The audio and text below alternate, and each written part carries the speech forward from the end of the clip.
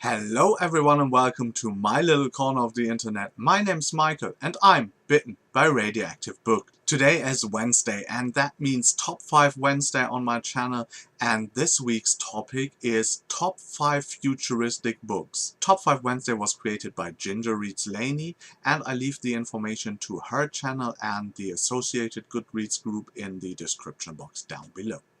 So my number 5 pick is going to be Faith by John Love. That is a book that has a highly philosophical approach. The starship Faith is like a myth for the humans, and this starship shows up and destroys seemingly without a reason, and we see like a starship crewed by outsiders called the Charles Manson that is sent against that mythical starship Faith when it turns up in human space again. And this book, was really interesting. The philosophical concepts that were like pondered in the book were really interesting to me, and therefore it takes the number 5 spot. On number 4 we have Ready Player One by Ernest Cline. I think that is one of the books that might be on many other lists because it's a bit of a YA-ish approach to science fiction.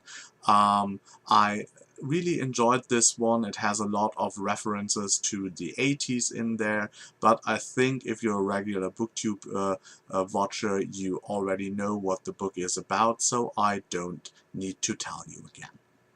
On number 3 I'm doing a little bit of a cope out because I don't take like a complete book, but also more like a set of book, a whole series.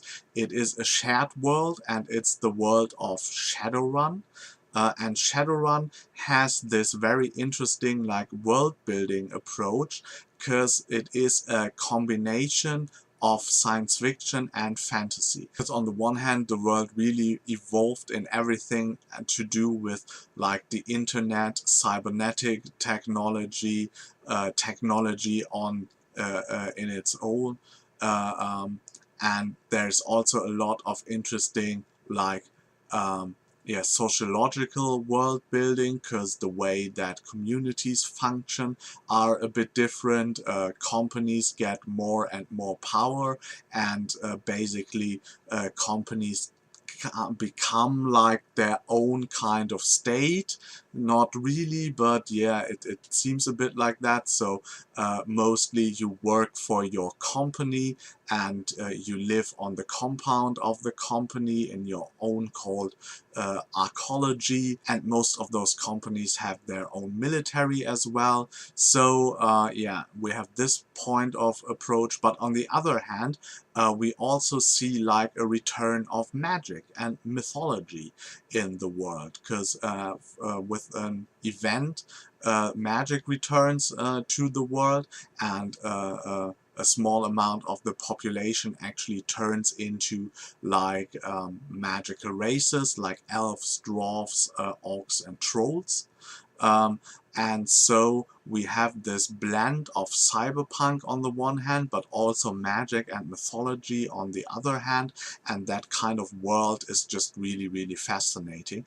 And I've read like the whole series, which is about 40 books, and yeah, I really enjoyed that. On number 2 we have the Expanse series by James S. A. Corey.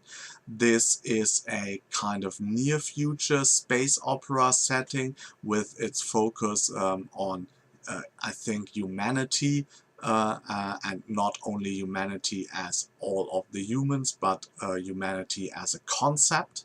And I found the approach to what would happen if we colonize our own solar system very interesting and very realistic. So we have like great characters, great kind of motives, the politics feel very real.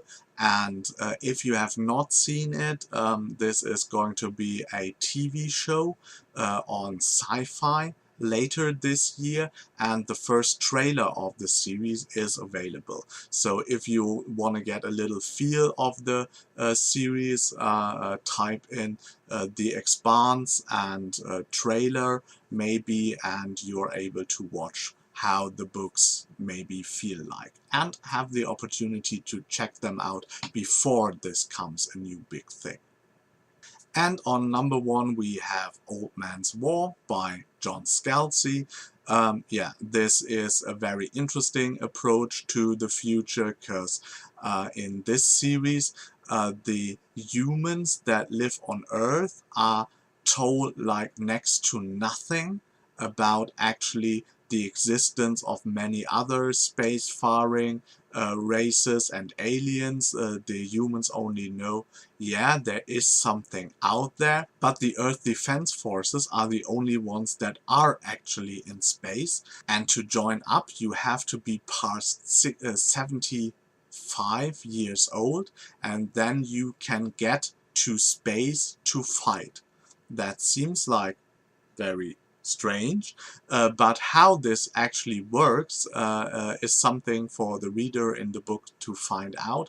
And yeah, it's a really interesting approach. The writing to this series is very good, and the first book is for me still the strongest one, because I think that there you get to know and appreciate the writing style of John Scalzi, and yeah, therefore it's my number 1 pick.